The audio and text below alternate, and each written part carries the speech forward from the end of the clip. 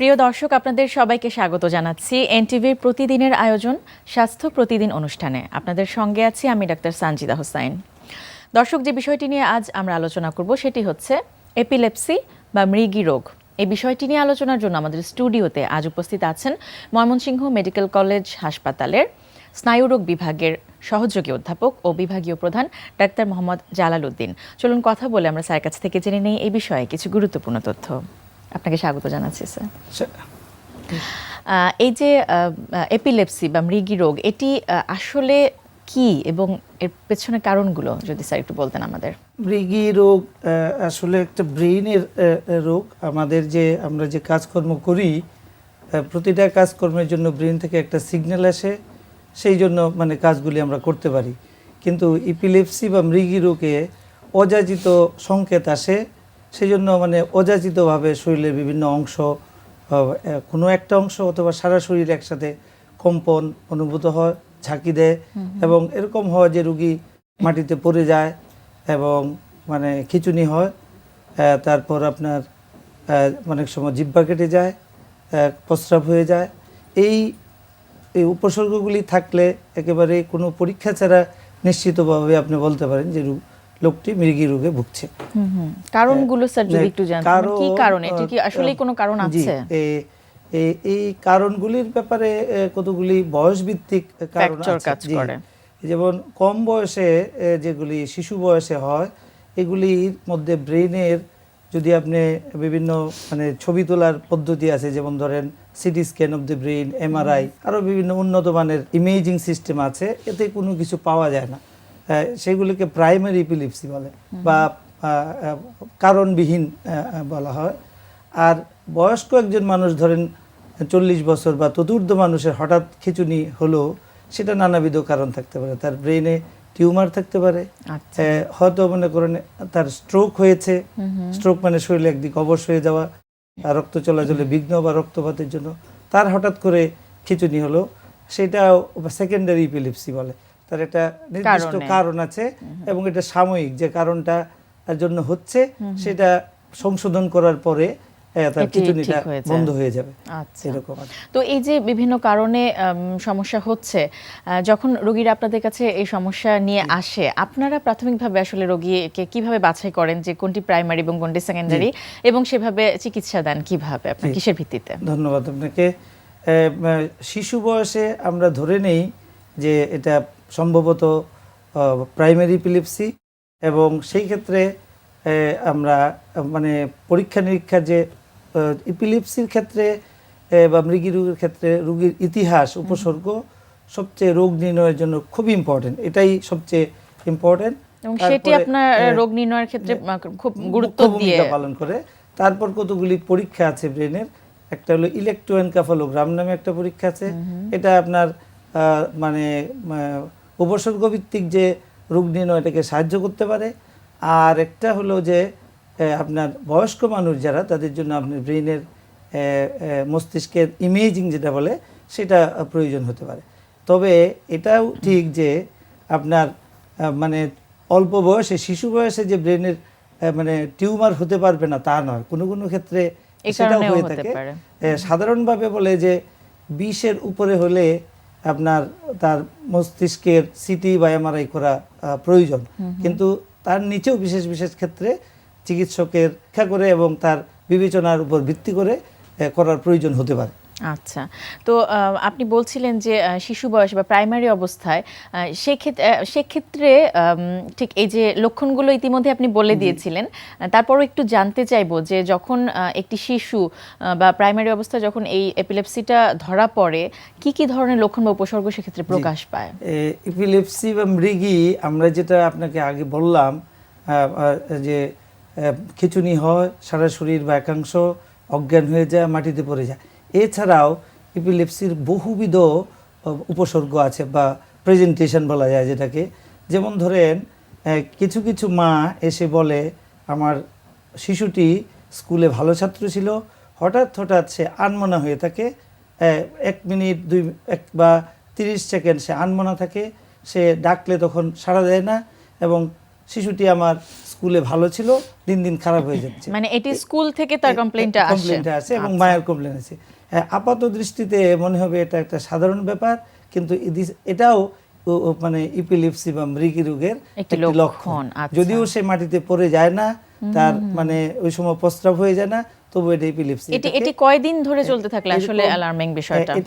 এটা আপনার শিশুদের হয় এবং এটাকে ইংরেজিতে অ্যাবসেন্ট সিজার বলে। যেমন কতক্ষণ সে পারিপার্শ্বিকতার সাথে তার কোনো প্রকার সম্পর্ক নাই, সে যোগাযোগ বিচ্ছিন্ন, এরকম। এতে হয় কি, তার মানে স্কুল পারফরমেন্সটা খারাপ হয়ে যায়। এটি তো বাসায়ও বসে থাকলে হতে পারে, এবং এটা এরকম একটা উপসর্গ যে আপনার দিনে অসংখ্যবার হচ্ছে, মানে 20 বার 30 বার হতে পারছে। এবং শিক্ষিত মা যারা সচেতন মা, তারা সহজে এটা মানে উপলব্ধি করতে পারেন এবং চিকিৎসক আছে। এটাও এপিলেপসি এবং একটা মানে এক ধরনের মৃগী রোগ। এই ক্ষেত্রে আপনাদের ম্যানেজমেন্ট আসলে কি ধরনের হয়ে থাকে সেটা? এই সব বাচ্চাদের আপনার চিকিৎসা যথাসময়ে না দিলে সে তার মেধার বিকাশ ব্যাহত হতে পারে, স্কুলের যে পারফরমেন্স এটা খারাপ হতে থাকে, এবং আপনার যে ধরনের মানে মৃগী হোক, যে হালকা প্রকৃতি যেটা বললাম, যে একটা অনুপস্থিতি ভাব বা মানে আনমনা থাকা, বা যে মাটিতে পড়ে যায়, সবেরই প্রতিবার এই ঘটনাটা ঘটার ফলে তার ব্রেনের কোষের কিছু ক্ষতি হয়, এবং চিকিৎসা ছাড়া থাকলে তার মেধা এবং বুদ্ধিমত্তার বিভিন্ন ধরনের জটিলতা প্রকাশ পাবে। কিভাবে চিকিৎসাটা করেন, কিভাবে এই সময় যখন রোগীটা আসে? এই ইপিলেপসি আপনাকে যে কথা বললাম, যে যেসব রোগী এই মানে একদম ক্লিন কাট বা একদম উপসর্গগুলি খুবই স্পষ্ট, যেটি আমরা সচরাচর দেখে থাকি যে মৃগী রোগের ক্ষেত্রে আমরা সাধারণ মানুষ ওটাকেই মৃগী রোগ বলি, কিন্তু আনমনা যেটা, এটাকে হয়তো মৃগী বলি না। এবং আপনি জানেন যে বাংলাদেশে মানে মৃগী রোগ সম্বন্ধে অনেক কুসংস্কার আছে, সামাজিকভাবে হেয় করা হয় ওদেরকে, এবং মৃগী রোগ আছে এই কথাটা অভিভাবকরা প্রকাশ করতে চায় না। এই জন্য মানে আমরা চিকিৎসকরা অনেক সময় বলি যে মৃগী আপনি এলাকায় যে বলার প্রয়োজন কি, আপনি ইপিলেপসি বলুন। এটা একটা।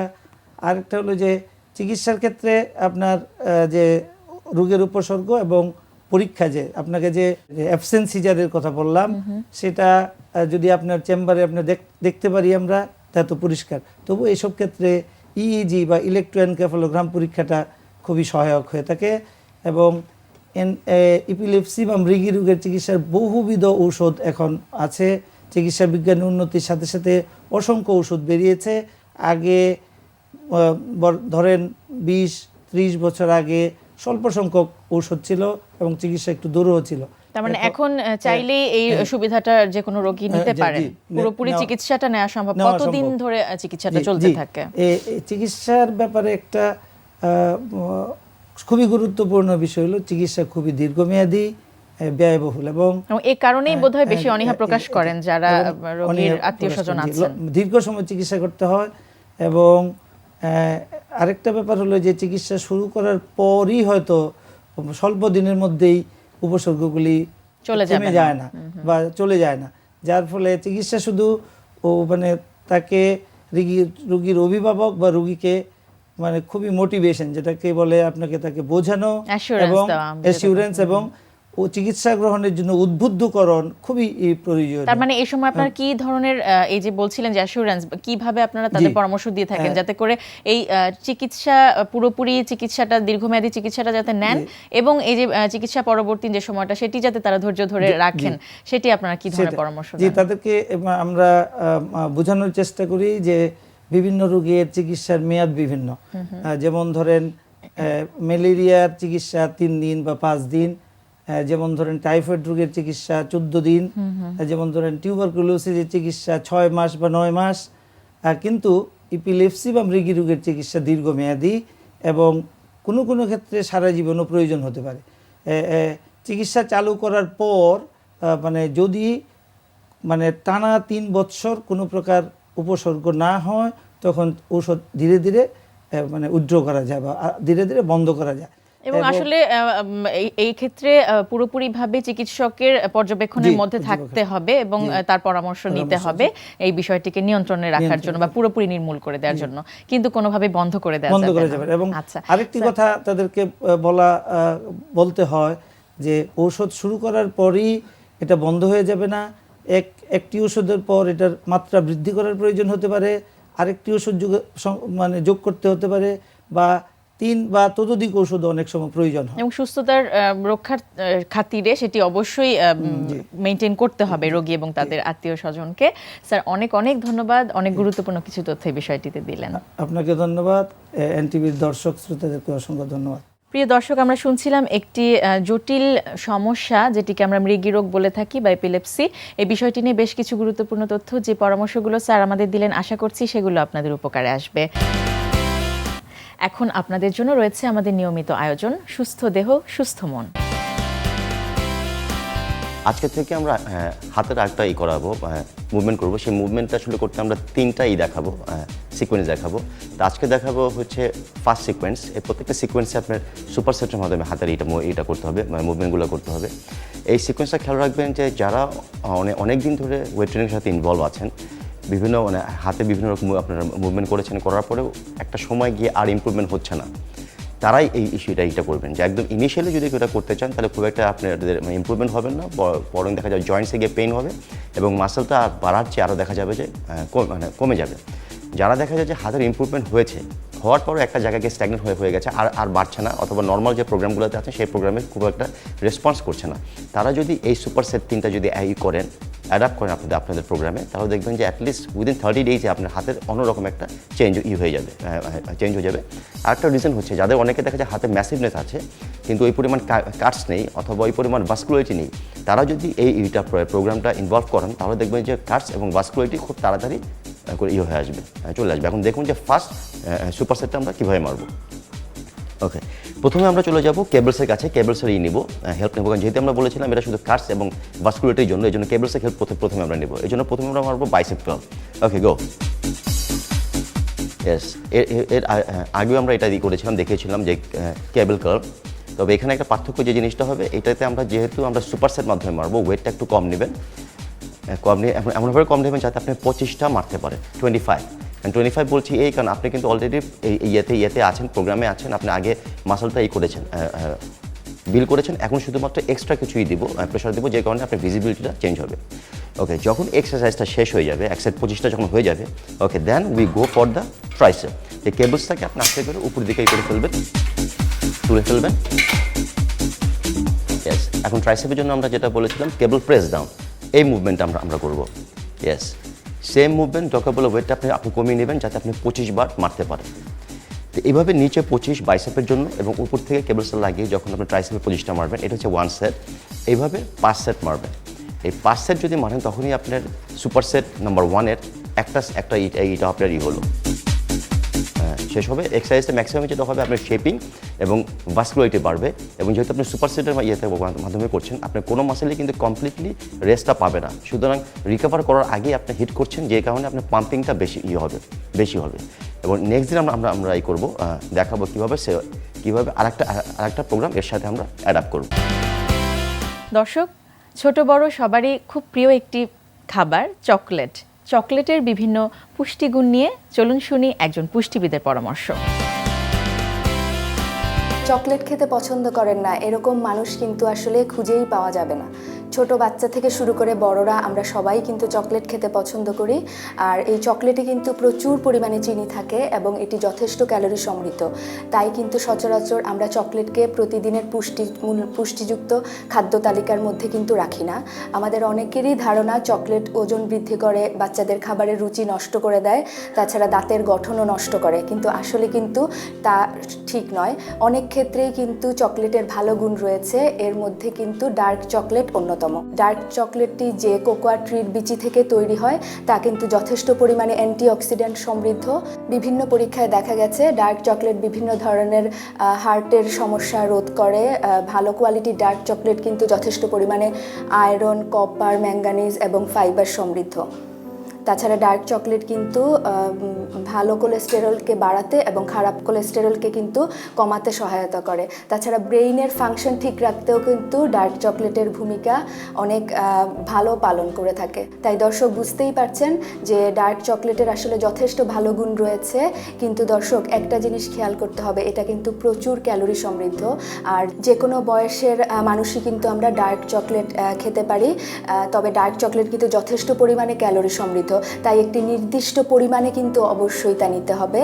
এবং 100 গ্রাম ডার্ক চকলেট থেকে কিন্তু আমরা অলমোস্ট 550 থেকে 600 ক্যালোরি পেয়ে থাকি। কাজেই দর্শক বুঝতে পারছেন যে এটার অবশ্যই একটি পরিমিত পরিমাণে নিতে হবে এবং বেশি পরিমাণে খাওয়া যাবে না। আমি দর্শকদেরকে বলবো, বাচ্চাদের ক্ষেত্রে আপনারা চাইলে সপ্তাহে 4 থেকে 5 দিন অথবা সপ্তাহে প্রতিদিন একটি ছোট সাইজের ডার্ক চকলেট দিতে পারেন। আর বড়দের জন্য আমি বলবো যে আপনারাও চাইলে কিন্তু একটা ডার্ক চকলেট নিতে পারেন, তবে তা অবশ্যই 20 থেকে 25 গ্রামের বেশি হবে না। এবং আমি রিকমেন্ড করব প্রতিদিন রাতে ডিনারের পরে আপনারা চাইলে কিন্তু ডেজার্ট হিসেবে এই ডার্ক চকলেট নিতে পারেন। আর ডায়াবেটিক পেশেন্টদের জন্যও কিন্তু সুখবর আছে, ডায়াবেটিক পেশেন্টরাও কিন্তু চাইলে প্রতিদিন ডার্ক চকলেট নিতে পারেন। একজন ডায়াবেটিক পেশেন্ট যদি প্রতিদিন 20 গ্রাম ওজনের একটি ডার্ক চকলেট নেন, তবে তার ব্লাড সুগার কন্ট্রোল হয়, কারণ তখন তার ইনসুলিন সেন্সিটিভিটি বৃদ্ধি পায়। আর এই ইনসুলিন সেন্সিটিভিটি বৃদ্ধির ফলে কিন্তু যাদের ডায়াবেটিস হওয়ার সম্ভাবনা রয়েছে, অর্থাৎ যারা প্রি ডায়াবেটিক পেশেন্ট, তাদের কিন্তু ডায়াবেটিস হওয়ার গতিটা কিন্তু অনেকাংশেই কমে যায়। কাজেই দর্শক বুঝতে পারছেন যে ডার্ক চকলেটের অনেক ভালো ভালো গুণ রয়েছে। আর ওজন কমানোর ক্ষেত্রেও কিন্তু ডার্ক চকলেটের ভূমিকা রয়েছে, কারণ ডার্ক চকলেট কিন্তু ওজন বাড়ানোর গতিকে কমিয়ে দেয়, কারণ এর মধ্যে ফ্লেভোনলস নামে যে অ্যান্টিঅক্সিডেন্টটি রয়েছে, অর্থাৎ ডার্ক চকলেটের মধ্যে যে কোকোয়াটা রয়েছে তার মধ্যে ফ্লেভোনলস নামে এই অ্যান্টিঅক্সিডেন্টটি কিন্তু আমাদের ওজন বাড়ার গতিকে কিন্তু কমিয়ে দেয়। সুতরাং আপনারা কিন্তু চাইলে যারা ওজন কমাতে চাচ্ছেন তারা কিন্তু প্রতিদিন 10 থেকে 15 গ্রামের ছোট্ট সাইজের কিন্তু একটি ডার্ক চকলেট অবশ্যই নিতে পারেন। তবে আমি দর্শকদের উদ্দেশ্যে একটি জিনিস বলবো, তা হচ্ছে অবশ্যই ডার্ক চকলেট কেনার সময় খেয়াল করে কিনবেন, কারণ বাজারে কিন্তু বিভিন্ন ধরনের ডার্ক চকলেট পাওয়া যাচ্ছে এবং বিভিন্ন কোয়ালিটির পাওয়া যাচ্ছে। অবশ্যই সেটার মধ্যে 70% অর্থাৎ 70% কোকোয়া আছে কিনা তা অবশ্যই দেখে নেবেন। প্রিয় দর্শক, স্বাস্থ্য প্রতিদিনের আজকের হেলথ টিপস। ত্বক শুষ্ক থাকলে ত্বকের রোগের আশঙ্কা বেড়ে যায়, তাই শীতে ত্বকের আর্দ্রতা রক্ষার প্রয়োজনে ময়শ্চারাইজারিং ক্রিম ব্যবহার করুন। দর্শক, স্বাস্থ্য প্রতিদিন সম্পর্কে আপনাদের যদি কিছু জানার থাকে কিংবা কোনো পরামর্শ যদি আমাদের দেবার থাকে, জানাতে পারেন এই ঠিকানায়। প্রযোজক স্বাস্থ্য প্রতিদিন, এনটিভি, বিএসসি ভবন, 7 তলা, 102 কাজী নজরুল ইসলাম এভিনিউ, কারণ বাজার, ঢাকা 1215। ফ্যাক্স 914338 থেকে 7 পর্যন্ত, অথবা ইমেইল করুন স্বাস্থ্যপ্রতিদিন@ntvpt.com এই ঠিকানায়। দর্শক, স্বাস্থ্য প্রতিদিনের আগামী পর্বে আপনাদের জন্য যা থাকছে। মানুষের দুটো চোখ আছে, দুটো চোখেরই গঠন প্রণালী একই রকম। তো একটা চোখের গঠন প্রণালী সাধারণভাবে যদি বলি যে 3টা কোট আছে, এটা outer coat, middle coat, inner coat. Coat মানে লেয়ার। তা আউটার কোটে স্ক্লেরা, যেটা সাদা অংশ আমরা দেখি, তার সামনের অংশটা হচ্ছে কর্নিয়া।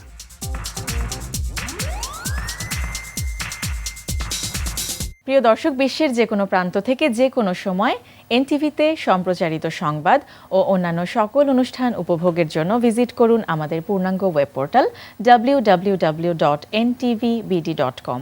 দর্শক, আজ এ পর্যন্তই। আপনারা সবাই ভালো থাকুন, সুস্থ থাকুন। আগামীকাল আবারও দেখা হবে ঠিক একই সময় এনটিভির পর্দায়।